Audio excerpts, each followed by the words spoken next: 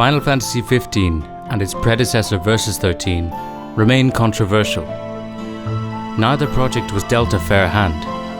Versus XIII was unceremoniously cancelled after over half a decade of turbulent development, and the team behind Final Fantasy XV was forced to turn Versus into the next mainline title in just 4 years, without the original visionary Tetsuya Nomura. To this end, neither fan bases had sufficient closure. In 2006, Tetsuya Nomura revealed Final Fantasy Versus XIII, a companion to Final Fantasy XIII developed by the Kingdom Hearts team. The initial CGI trailer was striking, asserting a darker aesthetic and a haunting vocal theme, Somnus. However, it was 2 more years before in-game content was developed, owing to delays with their engine crystal tools. This would become a theme. Due to engine and management issues, Versus was still not in full production 5 years later, which Nomura confirmed in July 2011. Its definitive delivery date was the end of 2014. The same month, Square Enix were given their first look at the next generation consoles, and the future of Versus, a game still not in production, was wildly uncertain. In 2012, it was decided that the game would be rebranded as Final Fantasy XV, led by Hajime Tabata. Nomura was soon moved to Kingdom Hearts 3 and Final Fantasy VII Remake, projects only he could spearhead with higher commercial potential. This left Tabata in an uncomfortable position. Versus XIII had very little to work with. Internal estimates suggest that when the game was rebranded, Versus XIII was only 25% complete after 6 years in development, and the script was being changed every 3 months. With Nomura removed, Tabata was given just 4 years to create what Nomura was unable to do in 6. A new, next-generation AAA game, facing backlash internally and externally, in a new open-world format that Square's engineers deemed impossible, all while changed to the expectations of Versus XIII. Most directors would have collapsed under such a task. Instead, Tabata charged onwards. In a brave move, he took a team of 300 people and removed all hierarchy so that all 300 of them were equally informed and able to pitch in.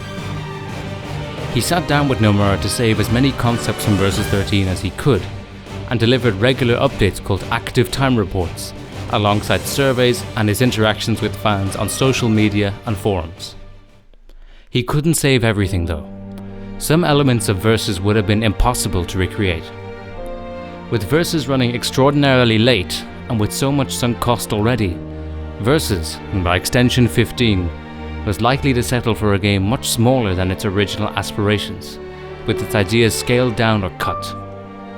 For instance, take the character of Stella. As the story was forced to change, so too did her character, until she was no longer the same character she was introduced as. The team decided they would prefer to create a new character, Luna, than change Stella into something she was not. This is in a nutshell reflective of how Versus became 15. With the increasing impossibility of fulfilling Versus XIII, they decided to adapt it into a new game rather than deliver something it was not. Versus XIII was to remain a fantasy, but Final Fantasy XV was forced to become a reality. That decision came at a cost, a financial one, but also an emotional one. And it goes all the way back to 2006. Versus was revealed long before it was ready, and it lived in the imaginations of fans for years before it was cancelled. It never became a game, but it became something more invincible, an idea. Ideas don't run out of time, don't have rough edges, or struggle with reality. They only grow more romantic the longer they remain a fantasy. 15, on the other hand, had to become a game, and fast. Tabata and his team were not working with a blank canvas, but had to paint over the ideas with real decisions under pressure. Every change from the fantasy of Versus was, to some fans, a betrayal of years of expectation. Final Fantasy XV was never given a chance to be judged on its own. It was judged for what it was not. Loving an idea is comfortable. It can be as wide as your imagination, as deep as your heart, and it will never be hurt by things like time and money.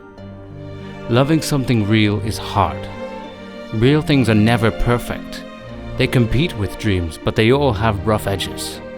And maybe that's okay. To some, 15 never stood a chance.